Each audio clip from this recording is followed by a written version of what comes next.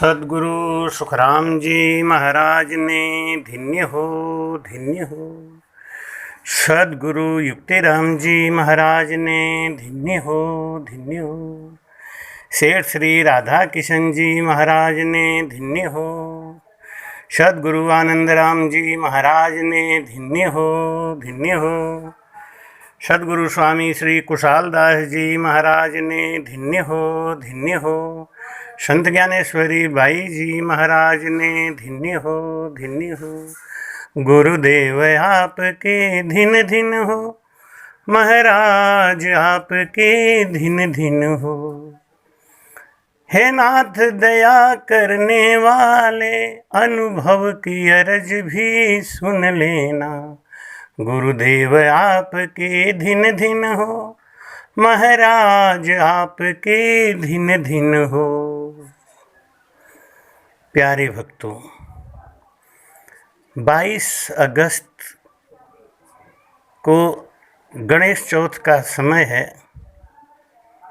ये दिन बहुत विशेष महत्व रखता है।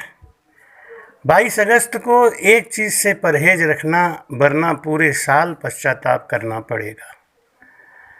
22 अगस्त को चाँद नहीं देखना है।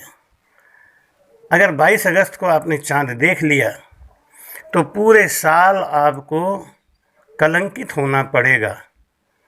पूरे साल आपके ऊपर लांछन लगाए जाएंगे और पूरा साल आपका कलेश में जाएगा।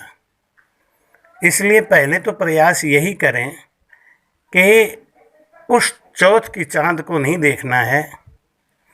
अगर दिख जाता है तो उसके लिए मैं आज यहाँ पे सरल सा निराकरण लेके आया हूँ, निवारण लेके आया हूँ। इसको ध्यान से सुने, समझें, तो आपको इस कलंक का दोष नहीं लगेगा। इसलिए पहली बात तो यह है कि 22 अगस्त को आप चाँद को देखेंगे ही नहीं, देखना ही नहीं चाहिए। और अगर दिख जाए तो ये जो कथा हम सुनाने जा रहे हैं, ये प्रमाणिक कथा है। इसको चौथ के दिन 7 बार ज़रूर सुन लें। 7 बार चौथ के दिन अगर आप सुन लेते हैं तो आपका वो कलंक दोष कट जाएगा। अगर आपने गणेश चौथ का चाँद देखा है तो पहले तो बताएं कि ये कलंक क्यों लगता है। ऐसी कथा आती है कि गणेश जी अपनी पत्नी रिद्धि और सिद्धि के संग कहीं जा रहे थे। रिद्धि और सिद्धि को उस दिन का जो चौथ का चाँद था वो देखने में बड़ा प्यारा लग रहा था। रिद्धि सिद्धि ने कहा कि प्रभु, आज ये चंद्रमा कितना प्यारा लग रहा है, कितनी शीतलता है, और आज चौथ के दिन इतना तेज नहीं होना चाहिए जितना तेज आज इनमें दिख रहा है। तो गणेश जी भगवान भी उसको चाँद को देखते हुए जा रहे थे। उनका पैर फिसल गया और वो गिर गए। ऐसी कथा में बताते हैं कि चंद्रमा को हंसी आ गई। चंद्रमा खिलखिला के हंस गए। किसी गिरते हुए को देख के हंसना नहीं चाहिए। दुर्योधन को गिरता हुआ देख के द्रौपदी ने हास्य किया था, महाभारत हो गया था। गिरते को उठाना चाहिए, गिरते को संभालना चाहिए, गिरते के ऊपर हंसना नहीं चाहिए।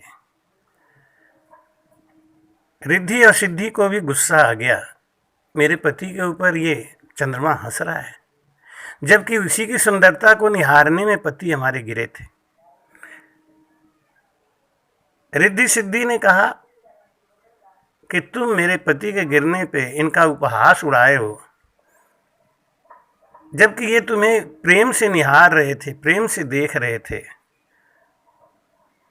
आज के बाद जो भी इस चौथ की चाँद के दिन तुम्हारा दर्शन करेगा, तुमको देखेगा, उसकी सारी रिद्धि सिद्धि खत्म हो जाएगी। गणेश जी भगवान ने गुस्से में आगे कहा कि जो चौथ के दिन तुम्हें देखेगा, तुम्हारे रूप पे मोहित होगा, उसको मैं श्राप देता हूँ कि कलंकित होना पड़ेगा। उसका जीवन पूरा साल दुखमय जाएगा।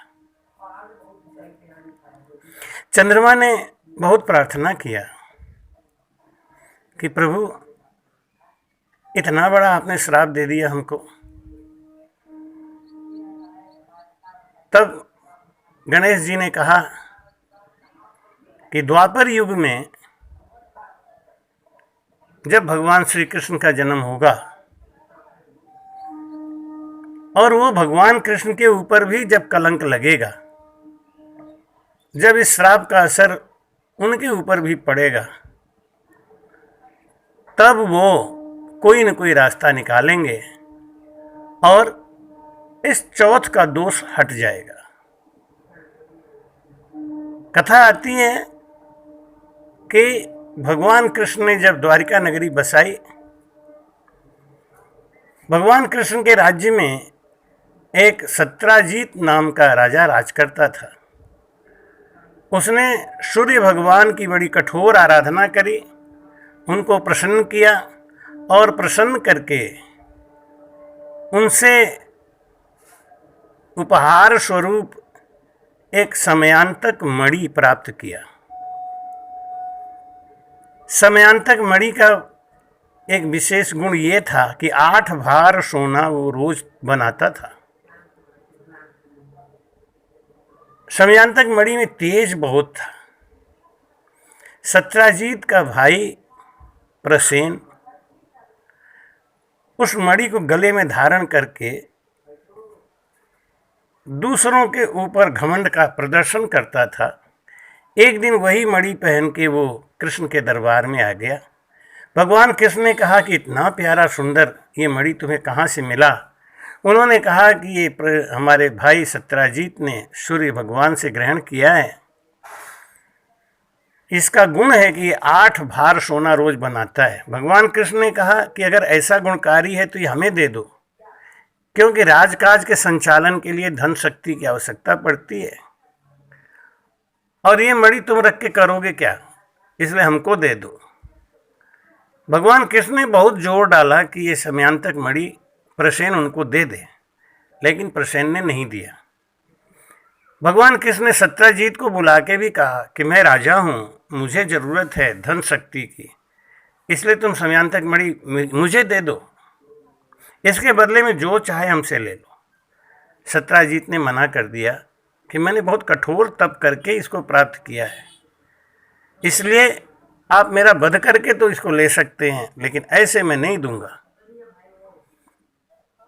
बात खत्म हो गई। एक दिन प्रसेन उस समयांतक मणि को पहन के जंगल में गया और जंगल से फिर वापस नहीं आया। ना प्रसेन आया, ना समयांतक मणि आई। सत्राजीत ने भगवान कृष्ण के ऊपर आरोप लगाया कि भगवान कृष्ण ने मेरे भाई का वध कर दिया और समयांतक मणि छुपा दिया। इस बात का प्रचार इतना तेजी से किया कि सारी प्रजा भगवान कृष्ण के खिलाफ हो गई।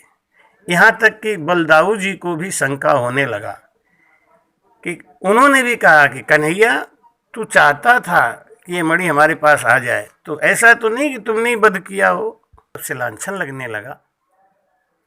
तो भगवान कृष्ण ने चिंतातुर होके राज गुरु को बुलाया और कहा कि हे गुरुदेव, आप राजगुरु हैं, आप बताइए कि मैंने जिस काम को नहीं किया उसका मेरे ऊपर झूठा कलंक क्यों लग रहा है। राजगुरु ने समझाया कि महाराज, आपने भादों के सुदी पक्ष का जो चांद देखा है चौथ का, उसके कारण से आपको ये कलंक लगा है और इस कलंक को आपको साल भर तक झेलना पड़ेगा। भगवान कृष्ण बड़ी चिंता में पड़ गए। जिधर भी जाते थे उधर उनकी अवहेलना होने लगी। उनको लोग हत्यारा समझने लगे, उनको लोग स्वार्थी समझने लगे, उनको लोग झूठा समझने लगे। ये सब उस चौथ के चंद्रमा का दिया हुआ गणेश जी द्वारा श्राप, रिद्धि सिद्धि द्वारा दिया गया श्राप। भगवान कृष्ण की सारी कलाएं लुप्त हो गई। भगवान कृष्ण बहुत दुखी हो गए, राजपाट छोड़ के जंगल में घूमने निकल गए, प्रसेन की तलाश में निकल गए कि कहीं तो होगा प्रसेन। जंगल में जाके एक जगह देखते क्या है कि वहाँ पर एक मानव कंकाल पड़ा हुआ है। उसके कुछ दूर जाने पे देखा कि वहाँ पे एक शेर का कंकाल पड़ा हुआ है। भगवान कृष्ण समझने में देर नहीं लगी, उनको समझने में जरा भी देर नहीं लगी कि इस शेर ने ही इस मानव को भक्षण किया होगा। अब वो समयांतक मणि की तलाश करने लगे। पास में एक गुफा थी, उस गुफा में अंदर गए, जाके देखते हैं तो एक नवयौवना उस मणि के संग खेल रही थी। नवयौवना को भगवान कृष्ण ने कहा कि ये प्यारी युवती, आप बहुत सुंदर हो, सुकोमल हो, आप बहुत गुणवान हो, ज्ञानी हो, मेरी प्रार्थना स्वीकार करो और ये मणि हमको दे दो। लड़की बोली, क्यों दे दूं आपको ये मणि? मेरे पिताजी एक शेर को मार के ये मणि लेके आए थे, अपनी जान की बाजी लगा के उन्होंने इस मणि को प्राप्त किया है, तो मैं आपको ऐसे क्यों दे दूं? भगवान कृष्ण ने बहुत समझाना चाहा। स्त्री की एक कमजोरी होती है कि उसके रूप की तारीफ करो तो अपना सर्वस्व निछावर करती है। भगवान कृष्ण ने कहा कि तुम बहुत कोमल हो, तुम बहुत सुंदर हो, तुम बहुत गुणवंती हो, ये मणि हमको दे दो। इस मणि की वजह से मैं पूरे साल से कष्ट झेल रहा हूँ। लड़की चिल्लाई, पिताजी पिताजी। अंदर से बूढ़े एक रीछ को आते देखा। रीछ ने आगे कहा, तुम कौन हो बालक? भगवान ने कहा कि इस मणि की वजह से मेरा पूरा साल कलंक की छाया में बीत रहा है, ये मणि हमको दे दो। जामवंत ने कहा, मणि तो ये तुम्हें नहीं मिलेगी। भगवान कृष्ण ने कहा कि अभी ये बच्ची से तो मैं पटा के प्रेम से ही मांग रहा था, लेकिन आपसे युद्ध करके ले सकता हूँ, क्योंकि स्त्री जाति के ऊपर हाथ उठाना धर्म के खिलाफ है। स्त्री की मर्यादा करना ये धर्म के पक्ष में है। मैंने इसको स्त्री समझ के इससे छीना नहीं, इनको बहला फुसला के लेना चाहता था, लेकिन तुम पुरुष हो और तुमसे युद्ध करके मैं ले भी सकता हूँ। जामवंत ने कहा कि सावधान हो जाओ, मुझसे लड़ने वाला इस सृष्टि में कोई नहीं है।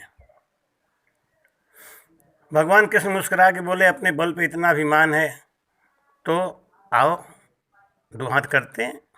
जामवंत तो भगवान कृष्ण की लड़ाई हुई और वो लड़ाई 18 दिन तक चली। जामवंत पैरों पे गिर गए। जामवंत पैरों पे गिर के बोले, हे प्रभु, आप कौन हो? आप अपना परिचय दीजिए। भगवान कृष्ण ने कहा, मैं देवकी नंदन कृष्ण, द्वारिकाधीश, द्वारिका राजधानी का बादशाह।